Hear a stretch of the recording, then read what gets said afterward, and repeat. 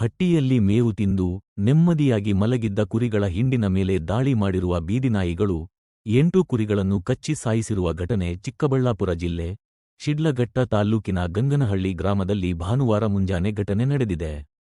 ಸುಬ್ರಹ್ಮಣಿ ಎಂಬುವವರಿಗೆ ಸೇರಿದ ಸುಮಾರು 1 ಲಕ್ಷ ರೂಪಾಯಿಗಳಷ್ಟು ಬೆಲೆ ಬಾಳುವ ಕುರಿಗಳು ಬೀದಿನಾಯಿಗಳ ದಾಳಿಗೆ ಸಿಲುಕಿ ಪ್ರಾಣ ಕಳೆದುಕೊಂಡಿವೆ.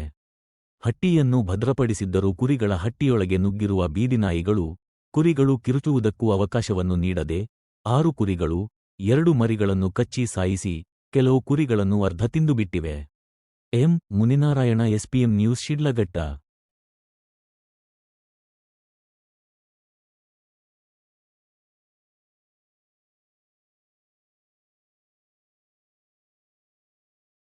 ಒಂದು 8 ಕುರಿ ಇದ್ವು. ಅಲ್ಲಿ ಶೆಡ್ಡಲ್ಲಿ ಕಟ್ಟಾಕಿ ಮೇವು ಹಾಕ್ಬಿಟ್ಟು ಹೋಗಿದ್ವಿ. ರಾತ್ರಿ ನಾಯಿಗಳು ಬಂದು ರಾತ್ರಿ ಎಲ್ಲ ಕಚ್ಚಾಕ ಎಷ್ಟು ಒಂದು 70-80 ಸಾವಿರ ಆಗ್ತಾ ಇತ್ತು. ಲಾಸ್ ಆಗ್ಬಿಡ್ತು ನಮಗೆ. ಅವು 2 ವರ್ಷದ ಕುರಿಗಳು.